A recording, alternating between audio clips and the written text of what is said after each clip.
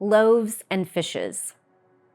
Lifting up his eyes then, and seeing that a large crowd was coming toward him, Jesus said to Philip, "Where are we to buy bread so that these people may eat?" He said this to test him, for he himself knew what he would do. Philip answered him, 200 denarii worth of bread would not be enough for each of them to get a little.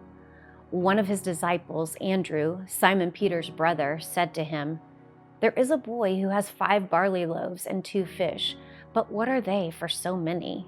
Jesus then took the loaves, and when he had given thanks, he distributed them to those who were seated. So also the fish, as much as they wanted. And when they had eaten their fill, he told his disciples, "Gather up the leftover fragments, that nothing may be lost." So they gathered them up and filled 12 baskets of fragments from the 5 barley loaves left by those who had eaten. From John 6, 5-13. The story of the loaves and fishes shows us both people's limitations and God's abundance. When there was a hungry crowd and almost no food, the disciples expressed doubt.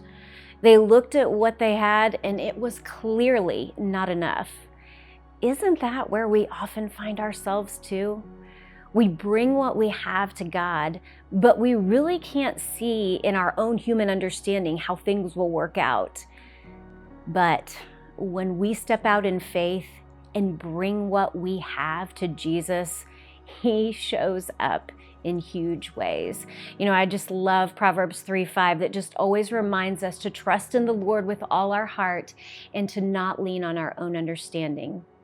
Jesus asked the disciples to offer what they had, and then he made it more than they could have fathomed.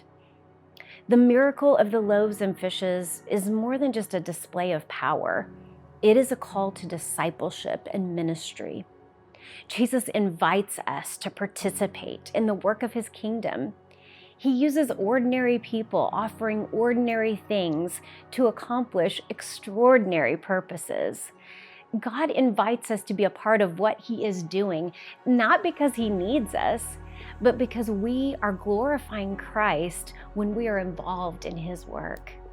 This is what we were made to do. And in the end, Jesus didn't just meet the need, he exceeded us. This is what he does.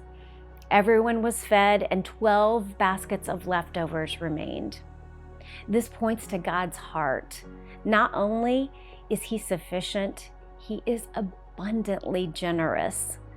Living in this truth helps us to be generous. If God can multiply loaves and fishes, then he can most definitely multiply our time, our resources, our gifts for great purposes. And how amazing is it that God wants us to partner with him in this way? Thanks be to God.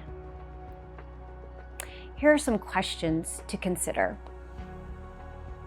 How have you seen God provide abundantly when you choose to obey him? How would relying on your own means and understanding have robbed you from experiencing God's action in and through your life? How does trusting God's provision give you freedom?